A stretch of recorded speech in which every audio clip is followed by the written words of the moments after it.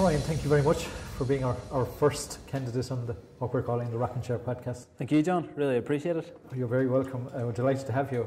The idea behind this is really that, maybe in bygone days people would have gone to elders that have had leadership positions all their lives maybe, and now they're in a rocking chair at the end of their lives and people go seeking wisdom. We thought we'd get younger leaders who have shown what we term great wisdom, yes, younger in life, and ask them what has brought them to the position they're in right now, and maybe what they're looking to in the future as well. Brilliant. Sounds good. So, I've been to Seating Matters 4 times now, and, every time I go there, it's improved on the last time I was there. In January I was there within 2 weeks, 2 visits within 2 weeks of each other, and I could see huge changes even in those 2 weeks. I didn't think it was possible. It's absolutely incredible, but it wasn't always like that. So can you take us back to where you were maybe 3 years ago? Yes, certainly, yeah. So back 3 years ago, the story is that I was really frustrated. The business was running not the way we wanted. There was orders going out late. The place was untidy. There was a lot of defects. High staff turnover, all the normal problems that most companies have. Yeah. And I really went home one night and I said, it doesn't have to be like this. But why should running a business have to be a struggle? And there has to be a better way. Right. So I basically went home and started Googling, and I went on YouTube, and I came across a video that would change my life forever. And that video was Paul Akers' Fast Cap Lean Tour. Oh, right, okay. Yeah. Okay. And I'm not exaggerating, I watched the video about 15 times. Right. That night. I barely slept. And I was just, it was a light bulb moment for me. Okay. I seen this video and I said, I didn't know before that point that it was possible to run a company the way Fast Cap ran. Right. Orders would go out 2 hours, fax to truck. People were happy. They had an unbelievable culture. The place was bright, the place was clean. There was barely any defects. It was just an unbelievable shift in my mind. Right. And as soon as I seen this, I said, this is exactly what we've been looking for. Right. But you had that light bulb moment, so you saw what was possible for Seating Matters.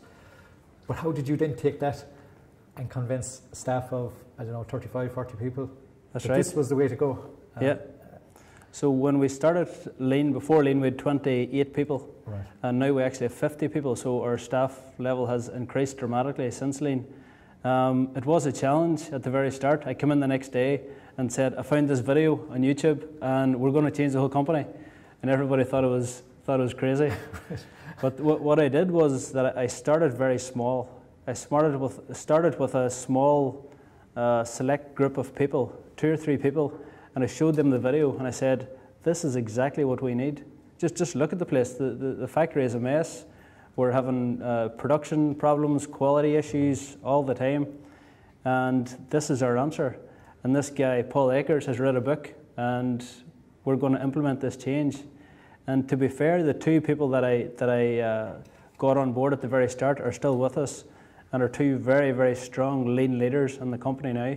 So it took those 2 leaders at the start to really push it forward and to drive the change to everyone else. Right, okay.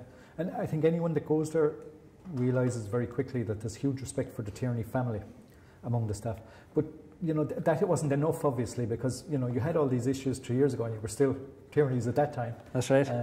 You talked before to me about having people coming in late and clocking in late, and you've mentioned quality problems and stuff. So respect alone wasn't enough. Obviously, you had a leadership ability or a way of leading people that was able to communicate that message in a different way once you had that light bulb moment. Yes, that's right. What would you say that skill was, or have you thought back about what it was that made that transition so Yes, well, what I done at the very start was that I filled myself up with as much knowledge as I could. I read books, I studied Lean, I studied Toyota, I studied the Toyota principles that we went through today at your meeting. I studied Taiichi Ono, Sakichi Toyota, all these great leaders of Toyota, and Edwards Demings, and all these people that have affected change and brought Lean and TPS to the world. So I really filled myself up with so much knowledge to allow it to overflow. to everyone else. Okay. That was my key. I waited until I knew and I believed in it so much that it just was overflowing. Okay. And at that stage, it was easy to communicate because I believed it so much. Yes, yeah. You had bought into the whole Yes. language of it and everything, and the whole idea of it. Right. And then it started to spread. That's right. among the people. Yeah. So in the first few weeks and months, we tried to do lean without the morning meeting. Okay. But after finding that wasn't the way forward, we started doing daily morning meetings, just a 10-minute meeting, gathered the whole company around, and started to talk about production targets. Did we achieve our targets? Any defects? Anyone off today or tomorrow? Just simple things. And the meeting has grown into what it is today, which is a 30-minute meeting. We do lots of teaching and training because lean, if you go back to the source of lean, back to Japan, lean is about teaching and training people and creating a culture of continuous improvement. And it's all about people. So if you want to start lean and make lean stick in your company, it always starts at the top with people, educating and training people. Yeah, growing people. Growing people, yeah. You obviously have a very strong learning organisation. Yes. You're learning all the time, and the morning meeting is a huge, significant part of that. It is, you've tapped into the creativity of your people, I think. From the 8 wastes, I think the biggest waste is wasting people's creativity. Yeah. You obviously have eliminated that waste. You know, Paul Akers, on a recent comment he made on the Global Lean Leadership Summit WhatsApp, said the question we all should be asking is why does everybody in Seating Matters speak the same language? Yeah. They all use the same approach to every problem that they solve. And why do you think that is? Is it back to that learning organisation? It is, yes. And actually, I come up with something about 2 months ago that I'm going to share later on today as well. And it's a recurring theme that I got from all the lean leaders that I've been in touch with throughout the world. Michael Althoff from Germany, who has a company called Yellow Tools. He's an unbelievable man. He's a high-level lean thinker. Paul Akers, Edwards Demings, Sekichi Tura, all these lean leaders that I have studied have one thing in common, and it's that lean is about growing people. And you can hear this, like I heard it 20 times, but it just went over my head. Right. But 2 months ago, I was in Germany, and Michael grabbed me. We were there for a 2-day tour, and at the end of the 2-day tour, I was getting into the bus to go home, and Michael grabbed me and he says, "Ryan, remember, lean is about growing and developing people. Lean is about growing and developing people." Right. And I said, "Oh, yes, I know, I've heard that." And he says, "No, but you haven't internalized it."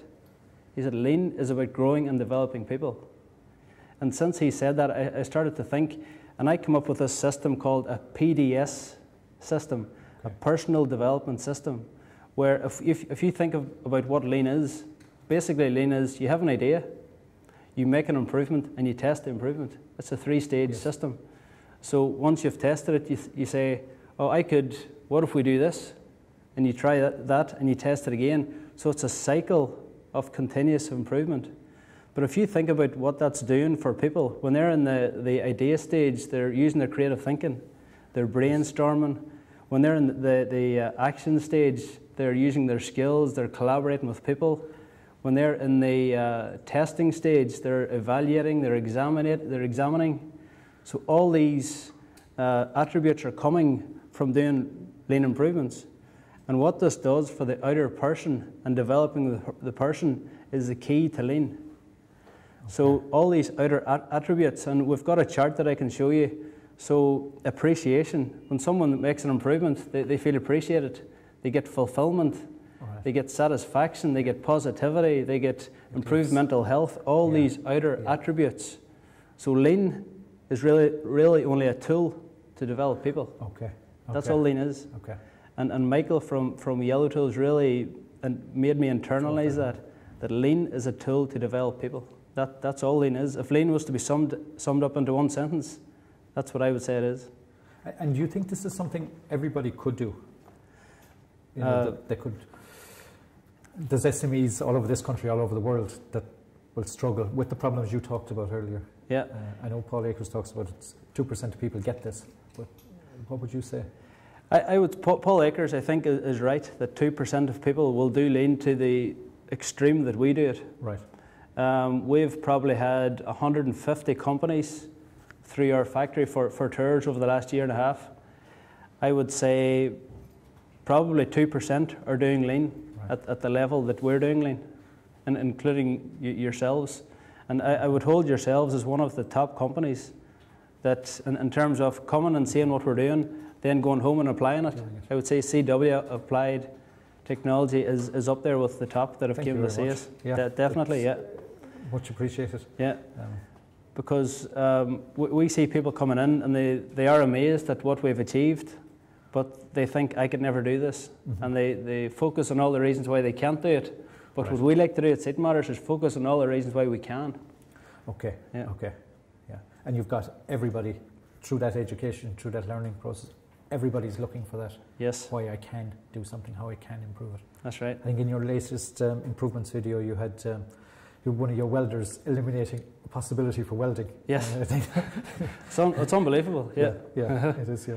So a welder, in a normal company we call it, and a welder would be protective of their job. Absolutely, yeah. They're not going to reduce welding because they want to protect their own job. That's right. But people at Seton Matters are operating on a higher level. They know that the bigger picture is to change the world of healthcare seating. That's our end goal. Yes. And to do this, lean is our tool to get there. So, and they know by doing improvements, continuously improving every single day, that we're actually going to be busier. We're going to produce more chairs. The need is going to be greater. So we're actually going to have more staff, not less.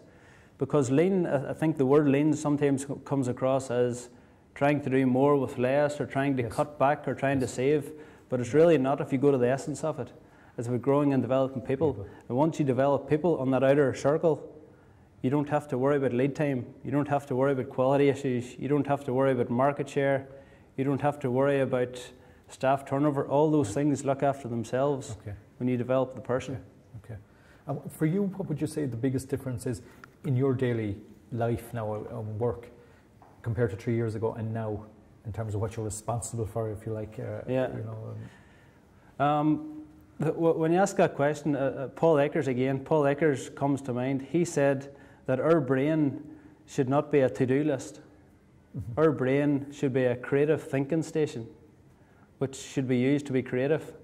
So the difference in me now and the difference 3 years ago, I was in the business, working in the business. I was stressed. I had no time off, no holidays, very little time with my family.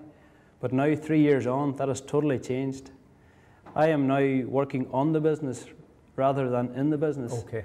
And lean looks after all the day-to-day menial tasks to allow me to focus on growing the business. I would say that's the biggest change. Right, okay. That's quite a phenomenal change, I'd imagine. It is, yeah. So, what's next for Ryan? Something I have a real passion for is helping people. Okay. I get a real thrill out of helping people, and lean is a way of expressing that. You know, we had a person that started with us. She was only 19. She had mental health challenges. She left, dropped out of high school, dropped out of tech. She had all these problems at home. We took that person in to our, we didn't even need a person at the time, but we employed them at Seton Matters. We have grown and developed that person so much that they've actually moved from doing a job in the factory. They can do 6 different jobs, and now they're running our accounts office.